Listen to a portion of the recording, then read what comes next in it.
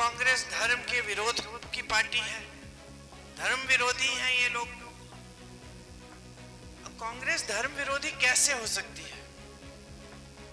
कांग्रेस ने देश को महात्मा गांधी दिए, नींव ही कांग्रेस पार्टी की महात्मा गांधी ने डाली।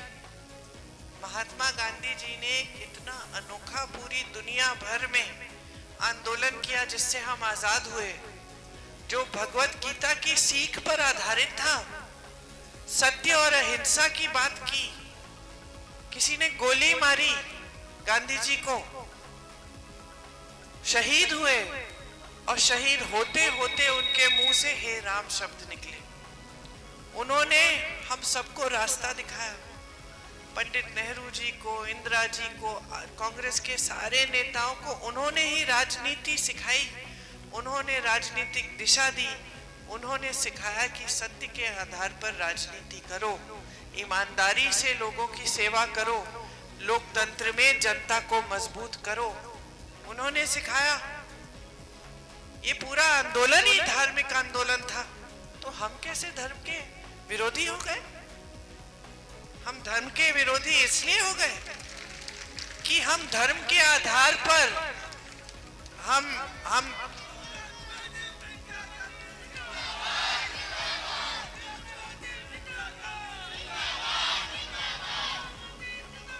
अच्छा, मैं बोल रही हूँ, बोलने दीजिए, उसके बाद आप बेशक मेरे पास आ जाए।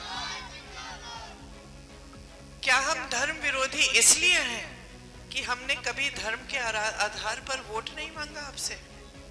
क्या यही सिखाया था हमें भगवानों ने, महात्माओं ने, गुरुओं ने, संतों ने, कि धर्म के आधार पर सत्ता लो, कि धर्म के आधार पर लोगों को बांट के अपनी राजनीति करो? और क्योंकि हम नहीं करते इसलिए हम धर्म विरोधी बन गए हैं। सोच लीजिए, कांग्रेस के बड़े से बड़े नेता आपके सांसद रहे, इंदिरा जी सांसद रही, शहीद हो गई देश के लिए, 33 गोलियां ली इस देश के लिए, इतनी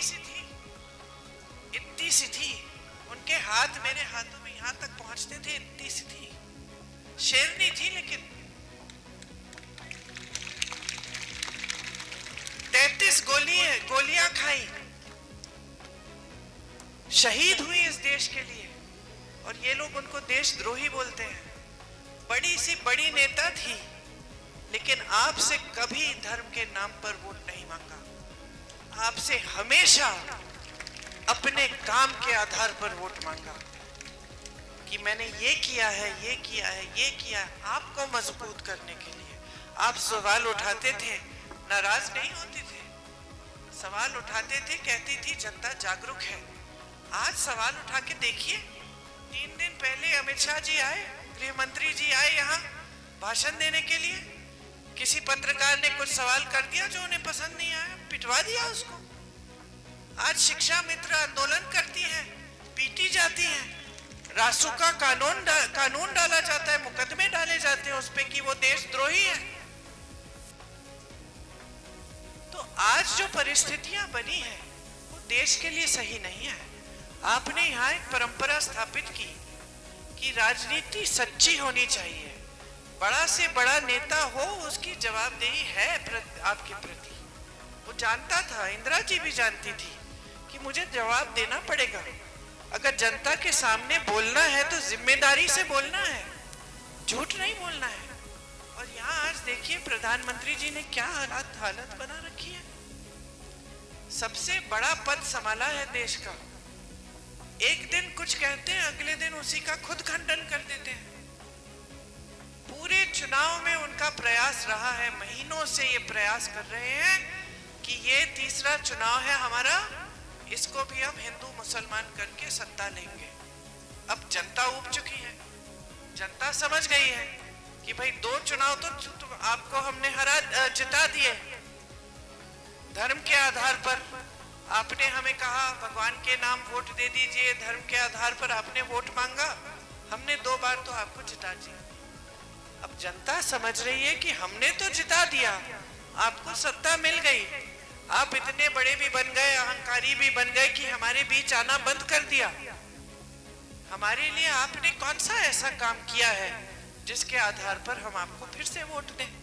तो जनता अब सुनना नहीं चाह रही है, तो इन्होंने तमाम प्रचार अभी तक तो किया है धर्म के आधार पर।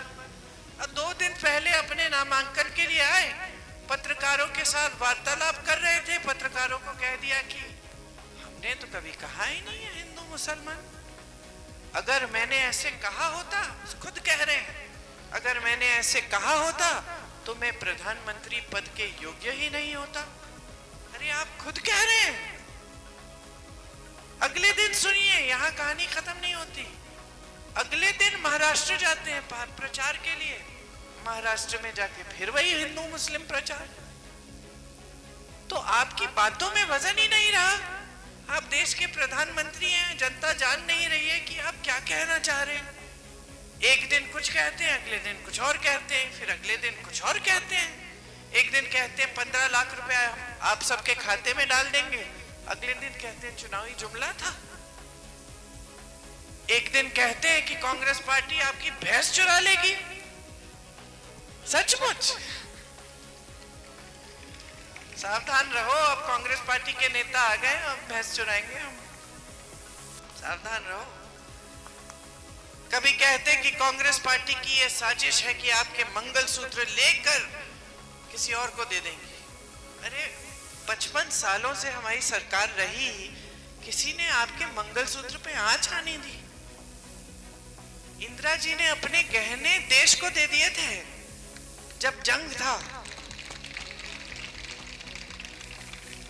तो इनकी बातों पर अब भरोसा किया जा सकता है? जनता खुद समझ रही है, खुद समझ रही है। भाई और बहनों, आज 70 करोड़ लोग इस देश में बेरोजगार हैं। इतनी महंगाई हो रही है कि आप छोटी सी छोटी चीज खरीदने से कतराते हैं। आप पूरी रात खेतों में बैठ रहे हैं क्योंकि आवारा पशु आपका खेत खा रहा है और कोई सुनवाई नहीं है। चुनाव के समय इधर ध्यान भटकाएंगे, उधर ध्यान भटकाएंगे, आपकी बात तो कर ही नहीं रहे हैं। कांग्रेस पार्टी कह रही है जहां जहां हमारी प्रदेश की सरकार है वहां हमारी नीतियां देखो। कर्नाटका में सरकार है, हर गरीब परिवार की जो सबसे बड़ी महिला है उसके खाते में 2000 रुपए हम डलवा रहे हैं हर महीने। तेलंगाना में सरकार है, तेलंगाना में सरकार है, वही हो रहा है तेलंगाना में। कर्नाटका में सारी बहनें मुफ्त में बस की यात्रा कर रही हैं, 1 पैसा नहीं देना पड़ रहा है। राजस्थान में सरकार थी, राजस्थान में सरकार थी 25 लाख का स्वास्थ्य बीमा लाए हम। मतलब ऐसे लोगों से मिली मैं जिनका पूरा कैंसर का ट्रीटमेंट, पूरा इलाज मुफ्त में हुआ। सिर्फ जो पहचान पत्र बनाना पड़ता है उसके लिए 100-200 रुपए के पैसे भरने पड़े। हार्ट ऑपरेशन हुए 1 रुपया नहीं देना पड़ा। ये कांग्रेस की नीति है। भाजपा की क्या नीति है? आपको गुमराह करो और जैसे सरकार आए, इन्होंने क्या किया? राजस्थान में उनकी सरकार आई, 25 लाख से 5 लाख की स्कीम कर दी। पूरी रद्द नहीं की क्योंकि सोचा कि जनता नाराज हो जाएगी। 25 लाख से 5 लाख कर डाली। हमने किसानों के कर्ज माफ किए जहां जहां हमारी सरकार रही। छत्तीसगढ़ में, मध्य प्रदेश में, राजस्थान में हमने कर्ज माफ किए। इन्होंने क्या किया? बड़े बड़े खरबपतियों के कर्ज माफ किए और कुछ नहीं किया। छत्तीसगढ़ में हमारी सरकार थी, आवारा पशु की समस्या हल कर दी, गौशालाओं को मजबूत किया, समूह को जोड़ा उनसे, महिलाओं को रोजगार मिला उससे। महिलाएं जो हैं उनके 60-70 हजार रुपए कमा रहे थे गौशालाओं में जुड़ के। जो दूध आता था उसकी दही, मक्खन, मिठाई, खोया ये सब बनवा के पैकेजिंग करवा के सिखा के बहनों को बेच रहे थे। गोबर खरीदा हमारी सरकार ने जनता से, गोबर खरीद के गोबर गैस बना के आपके गांव में भेजा। जब जनता को पता चला गोबर खरीद रही है सरकार तो क्या हुआ? जानवरों का देखभाल होने लग गया। जनता ने सोचा एक आध जानवर घर में रख लेंगे, हमारी आमदनी हो जाएगी, हम देखभाल कर लेंगे, समस्या ही हल हो गई, खत्म हो गई। यहाँ देखिए धर्म की बातें करते हैं, गौ माता की बातें करते हैं, गौशालाओं में ना चारा है, ना पानी है, ना छत है, गाय मर रही है सारी। कुछ सालों पहले मैं यहाँ थी, मैं गई थी देखने के लिए, क्योंकि उस समय कई ऐसे वीडियो निकले थे भयानक। 40-50 गाय मरी हुई हैं, कुत्ते खा रहे हैं उनके घाव, वहीं पे पड़ी हुई हैं धूप में, किसी को बुलडोजर से दफनाया जा रहा है, कोई तो ऐसे ही पड़ी हैं। ये स्थिति है। तो अब आपको तय करना पड़ेगा कि आपको कैसी सरकार चाहिए। एक तरफ राहुल गांधी जी प्रत्याशी हैं, 4000 किलोमीटर पैदल चले हैं आपकी बातों को सुनने के लिए, समझने के लिए। दूसरी तरफ इनके प्रत्याशी जिनके 4-5 भाई हैं और जनता को प्रताड़ित करने के अलावा कुछ नहीं करते। जमीनें हड़प रहे हैं, अधिकारियों पे दबाव है, प्रशासन पे दबाव डालते हैं, प्रधानों पे दबाव डालते हैं, कोटेदारों पे दबाव डालते हैं। आज उत्तर प्रदेश में कोटेदार बेचारा कितना कमाता है? 90 रुपए कमा रहा है। अन्य प्रदेशों में कम से कम 200 तो कमा लेता है। उस कमाई में से भी कोई ना कोई अधिकारी थोड़ा बहुत ले लेता है, 75 भी नहीं कमाता होगा। अब उसके ऊपर से आप उस पर दबाव डाल रहे हैं कि हमारे लिए वोट डलवाइए। मारपीट हो रही है, कहीं हमारे किसी कार्यकर्ता को देख लेते हैं, उसको धमका देते हैं। इनकी सोशल मीडिया पे ये जानकारी देने के बजाय कि आपके लिए क्या कर रहे हैं, ये खुलेआम लिखवा रहे कि फलाने को अगर आप हम देखेंगे तो उसकी पिटाई हो जाएगी, देख लेना 20 तारीख के बाद। ये क्या बातें हुई? ये तो अपराधी हैं सारे।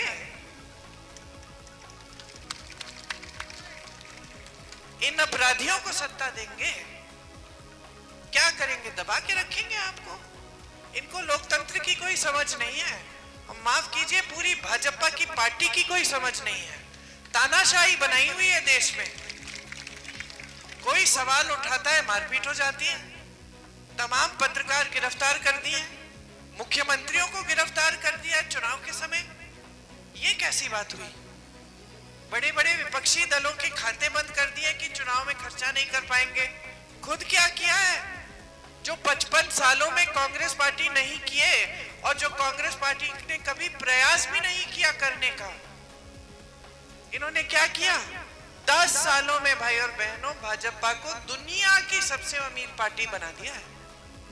कहां से आए पैसे? किसके पैसे हैं ये? किस किस से चंदा लिया है? ये जो टीका लगा है ना आपको, मुझे भी लगा, 2-2 टीके लगे कोरोना में, सबको लगाए। कई लोग अब बात निकली है कि कई लोगों में इसकी एक रिएक्शन होता है। मतलब कई लोग ऐसे हैं जो नौजवान हैं, स्वास्थ्य हैं, अच्छा स्वास्थ्य है, गिर के मर रहे हैं। ये अभी बात निकली है, क्योंकि विदेश में भी गई थी ये वैक्सीन, ये टीका गया था, और विदेश में 15 लोगों ने इन पे मुकदमा किया क्योंकि कुछ लोग मर गए थे। तो अब बात बाहर आई कि कुछ लोगों को इस टीके के लगने से ऐसा हो सकता है कि वो अचानक मर जाते हैं। अब क्या हुआ? जो टीके के साथ आपको प्रमाण पत्र मिला था ना, उस पे मोदी जी का चेहरा था।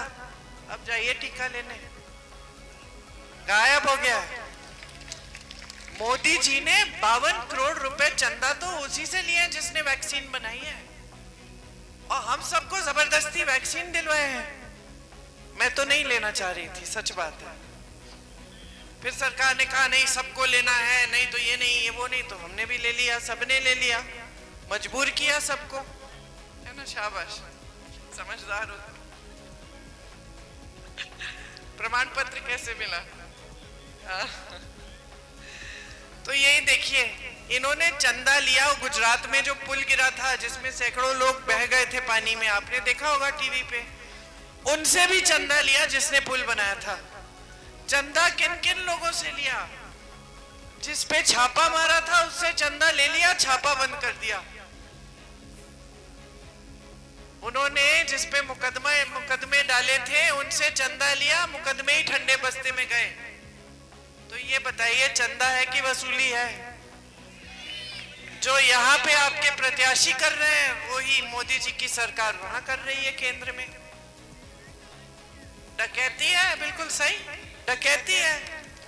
और सबसे बढ़िया बात तो ये है इस डकैती में कि जिस संपत्ति को ये अपने बड़े बड़े खरबपति मित्रों को दे रहे हैं ना, जो ये फिर खरबपति मित्र इनके लिए पूरे टीवी के चैनल खरीद लेते हैं, पूरी मीडिया को दिन भर सिखाते रहते हैं कि बस मोदी जी दिखाओ, मोदी जी दिखाओ, मोदी जी दिखाओ, और किसी नेता की बातें दिखाओ ही मत।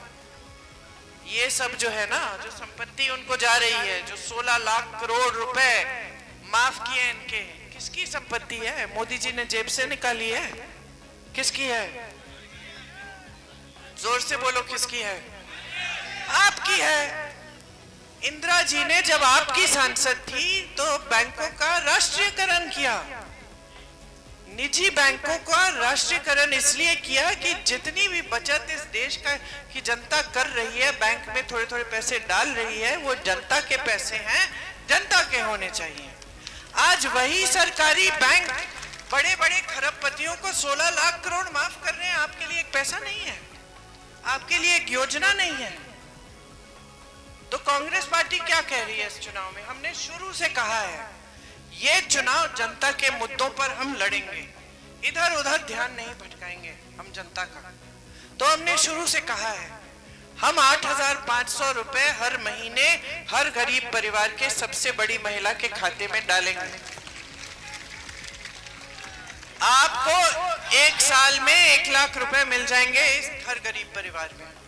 हम कह रहे हैं स्नातक पास हो, आपके लिए अप्रेंटिसशिप का प्रोग्राम लाएंगे। बड़ी बड़ी सरकारी जो कंपनियां हैं आपको अप्रेंटिसशिप देंगी, 1 लाख रुपए सालाना आप उस अप्रेंटिसशिप से लोगे जब तक आपको स्थायी नौकरी नहीं मिलती, और आप उस अप्रेंटिसशिप में हुनर बनाओगे, अपना सीखोगे। ठीक है। हम कह रहे हैं कि 5,000 करोड़ रुपए का फंड हम लाएंगे सिर्फ नौजवानों के लिए। जो नौजवान अपना बिजनेस शुरू करना चाहता है वो उस फंड से पैसे ले सकेगा। खेती पे जितनी भी जीएसटी है खेती के सामानों पे सारा हटा देंगे। आपके लिए सारे खेती के सामान हम सस्ता बंद करेंगे। आपके लिए खेती के किसान कर्ज लेता है उसके लिए स्थायी आयोग बनेगा जिससे उसका कर्ज माफ हो पाएगा। आपका जो भुगतान आजकल नहीं मिल रहा है, 1 महीने के अंदर अंदर जब नुकसान होगा भुगतान मिलना पड़ेगा, पूरा भुगतान मिलेगा, ये कानून बनेगा। आज आपको न्यूनतम समर्थन मूल्य नहीं मिलता, उपज का सही दाम नहीं मिलता।